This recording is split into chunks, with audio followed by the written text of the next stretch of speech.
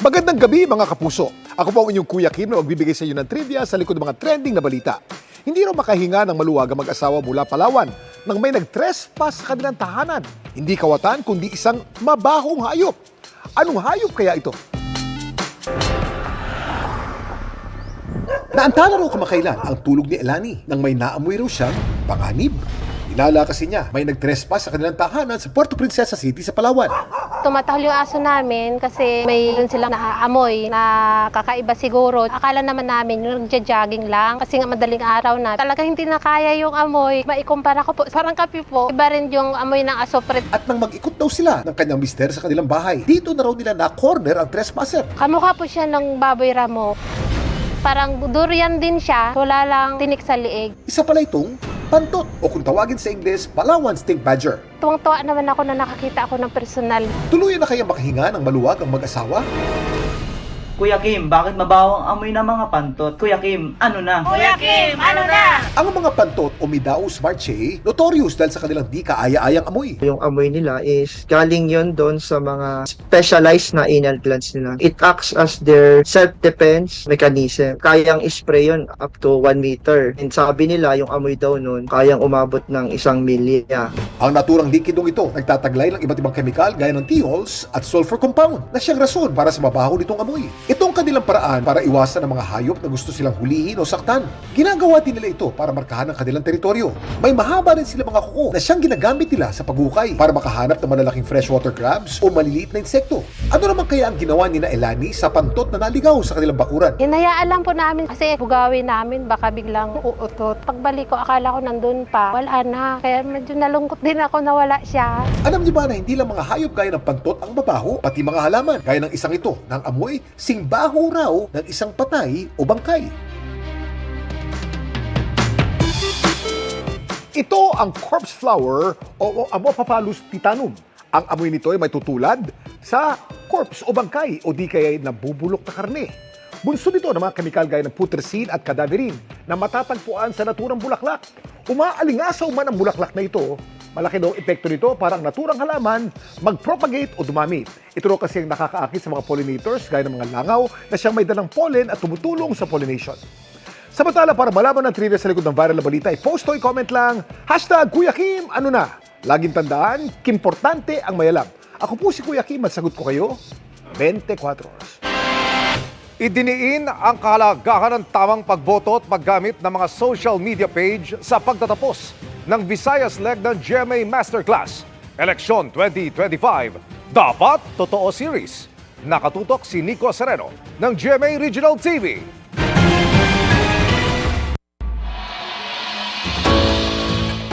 Maaga pa lang lumagda na ang mga estudyante ng iba't ibang paaralan sa Cebu sa Panata Wall na inilagay sa University of San Carlos. Tugon yan sa panawagang labanan ang fake news. Bago sila nakinig sa Visayan leg ng GMA Masterclass Election 2025 Dapat Totoo Series. What is alarming is that this infodemic is just as pervasive, just as deadly as that coronavirus strain. Bukod sa tamang pagboto, itinuro sa lecture series ang mabuting paggamit ng social media pages. Use it for your advocacies to help other people make wise decisions sa kung sino ang leader na iboboto nila. Let our vote swing in the direction of a nation, of a world where we can all be proud of. You guys, you're determining your future. Remember your why.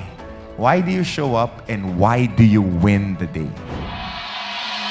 Last stop ng Visayan leg ng lecture series ang Silliman University sa Dumaguete City. Kailangan natin pumili ng mga tamang kandidato. Baka ito na ang panahon para maglagay tayo ng mga leader na totoong gagawin ang kanilang mga ipinapangako. As voters, of course, it is our responsibility to see beyond campaign promises and online narratives. This is why voter education is critical. It is essential that Filipinos, especially the youth, are well-informed, engaged, and empowered to make responsible choices. This GMA Masterclass Election 2025 Dapat Totoo series aims to help educate all of us on why we must take our role in elections seriously and what we can do to arrive at informed choices. Host ng programa, si 24 Oras segment host at GMA Synergy sportscaster Martin Javier. Nag-perform naman si The Clash Season 4 Grand Champion Marian Osabel.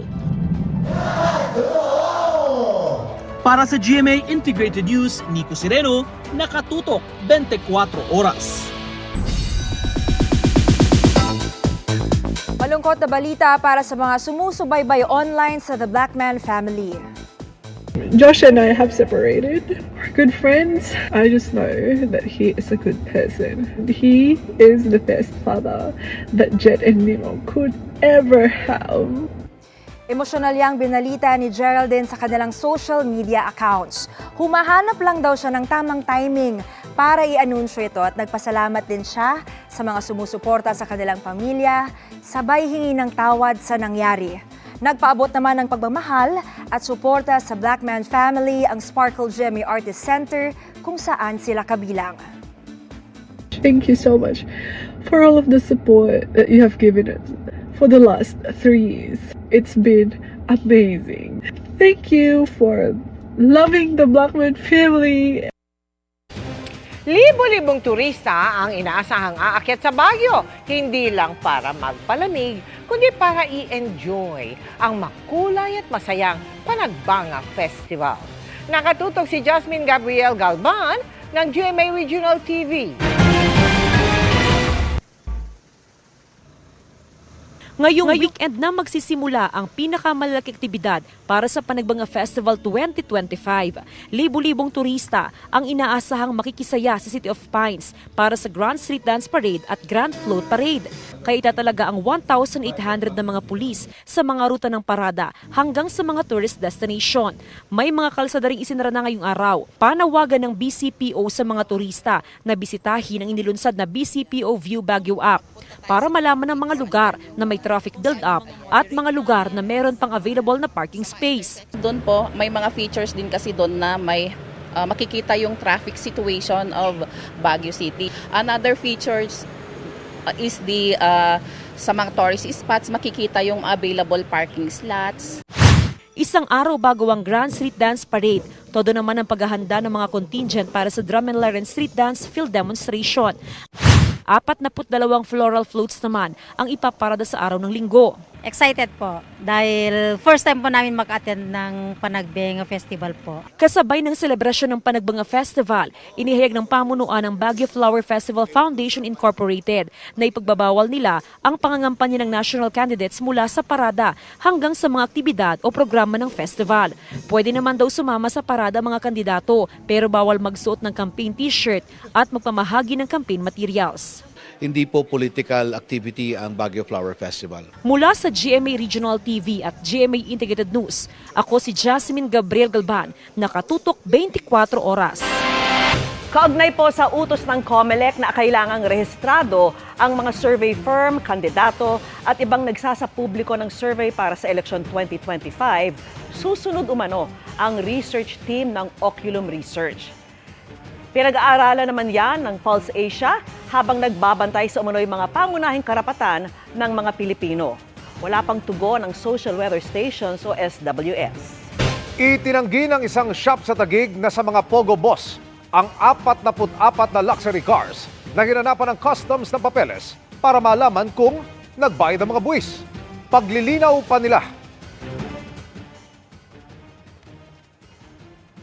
Autovolt that is not engaged in the importation or sale of motor vehicles. Autovolt is engaged in providing quality car service detailing and maintenance. Para hindi sila maging liable or hindi sila makasuhan, kailangan mapakita ho nila any dokumento nagpapatunay na ang mga sasakyan na nandito ay either pinagawa, pinadetail, or pinaparada.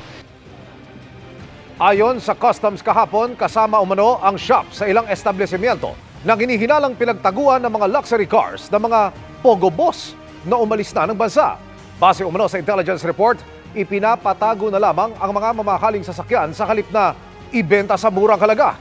Bibigyan anya ng 15 araw ang may-ari ng mga sasakyan na makapagpakita ng proof of payment of correct duties and taxes.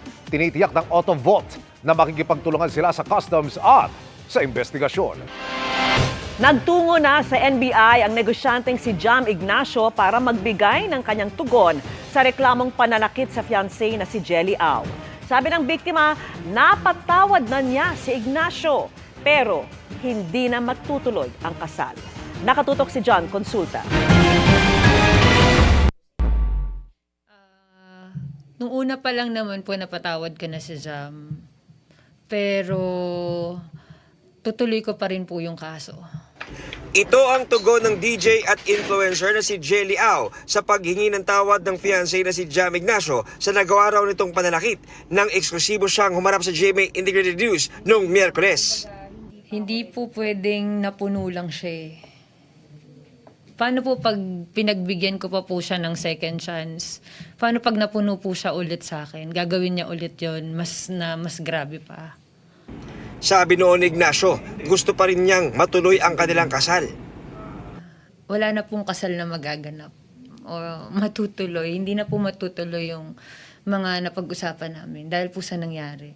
Respeto na lang din po sa magulang ko. Kasi sobrang na-trauma din po yung mama ko. Parang gabi-gabi po siya umiiyak. Hindi ko kaya. Hindi ko kaya na ganun yung nanay ko. Kumbaga, siya na lang yung natitira sa akin eh. Magkahiwalay na nagpunta sa tanggapan ng NBI sina Au at si Ignacio na nagbigay ng kanyang panig. Hindi inaresto si Ignacio. Matagal na nangyari yung kaso. Hindi na appropriate for hot pursuit arrest, yung warrantless arrest. Hindi ko siya arestuhin but then dapat malaman niya na yung crime na na-commit niya ay public crime. Alright, we have to file it with the prosecutor's office. Bahala na ang piskal kung paano titimbangin yung aming ebidensya na isasampa. Sakaling magkasundo raw ang dalawa. Kung nakakasundo man sila ni Jelly, wala na kami doon. Sa piskal na lang sila siguro mag-usap. Para sa GMA Integrated News, John Consulta, nakatutok, 24 oras. Tila nagpalit man sa mga nakasanayang role noon, parehong strong women ang gagampanan ni Camille Prats at Katrina Halili sa Mommy Dearest. Pareho yan sa tunay na buhay dahil sa dami ng nalampasan nilang hamon na ikinwento nila sa GMA Integrated News interviews. Makichika kay Nelson Canlas. Two strong women, two moms, Camille Prats at Katrina Halili. Kapwa bibida sa pinakabagong afternoon prime series ng GMA, ang Mommy Dearest, na magsisimulang mapanood sa February 24. Magkaiba ang pinagdaanan, pero kapwa nagtagumpay. Sa kanilang pag-upo sa GMA Integrated News interviews, naging open ang dalawa sa ilang challenges na kanilang pinagdaanan at kung paano nila ito napagtagumpayan. Siguro kung meron akong na-discover, importante yung relationship.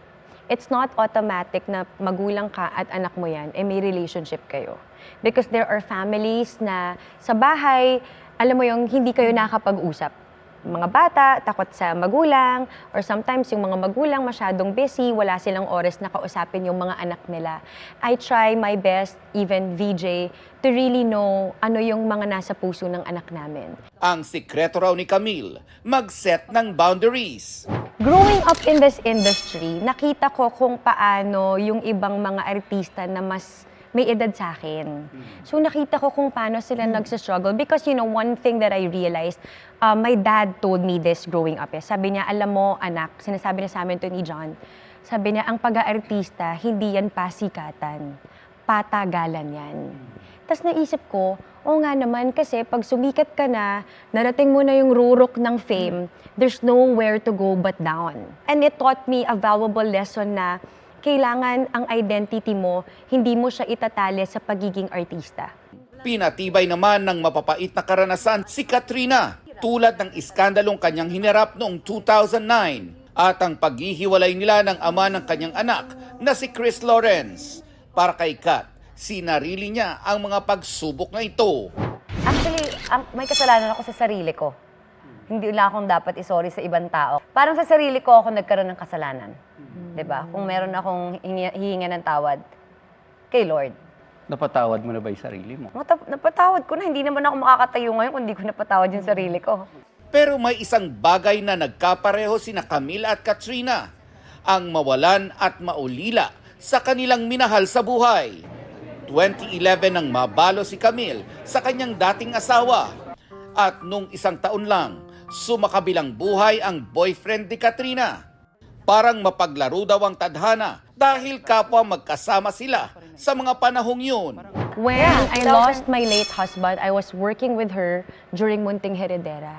So somehow she witnessed that season of my life. And then ngayon naman, tagal naming hindi nagka-work.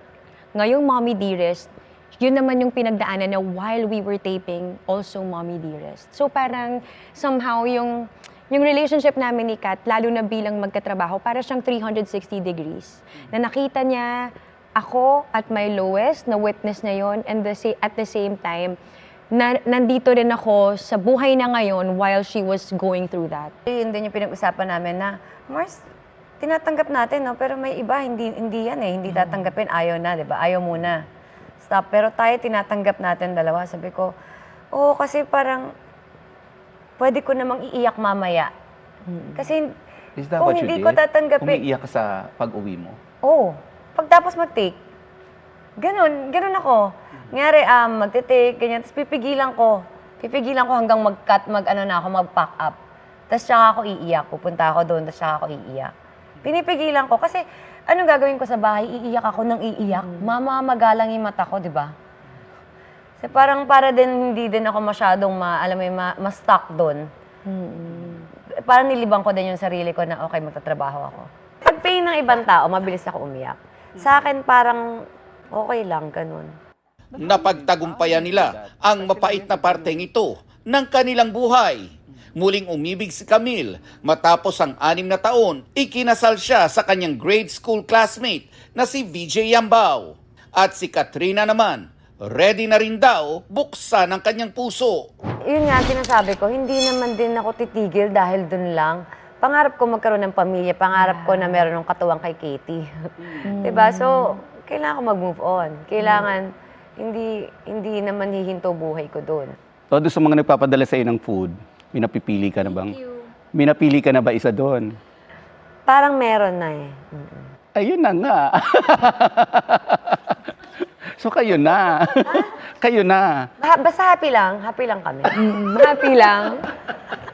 Walang label, basta happy lang. Hanep Mars, Gen Z? Gen Z. Walang label, situationship. Nelson Canlas, updated sa Showbiz Happenings. And that ends our week-long chikahan sa ngalan ni Iya Arellano. Ako po, si Patricia Tumulak. Happy weekend mga kapuso! Miss Mel, Miss Vicky, Sir Emil.